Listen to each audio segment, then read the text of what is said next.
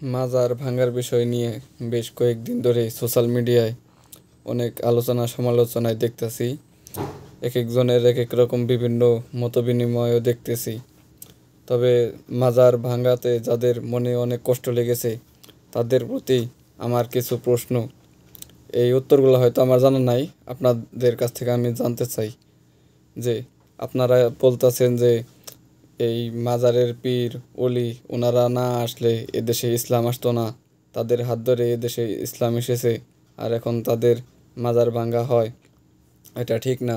আমি তাদেরকে প্রশ্ন করতে চাই যে যারা বলতেছে যে তাদের হাত ধরে এদেশে ইসলাম এসেছে, তারা না আসলে এদেশে ইসলাম আসতো না, এখন আমার প্রশ্ন যে ইসলামে কি গাঁজা বা মাদক দ্রব্য এগুলো সেবন করা জায়েজ করা আছে কিনা, এটার উত্তর আমাকে দিবেন।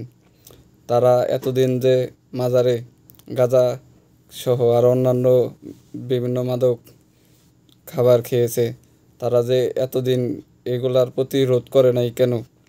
এখন মাজার ভাঙা হয়েছে সেগুলোর জন্য তাদের অনেক কষ্ট।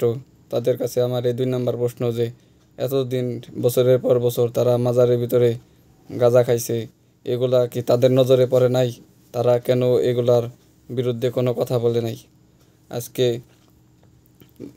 মাজার ভাঙা হয়েছে দেখে তার জন্য নানান রকমের কথা। তাদের কাছে বেশি না মাত্র এই 2টা প্রশ্নের উত্তর আমাকে দিলেই চলবে। আপনারা আমাকে এই 2টা প্রশ্নের উত্তর দিবেন যে ইসলামে গাঁজা খাওয়া হালাল না হারাম, আর এতদিন যে মাজারে যারা গাঁজা খাইছে তাদের বিরুদ্ধে কেন কোনো পদক্ষেপ নেওয়া হয় নাই। এই 2টা আমাকে উত্তর দিন।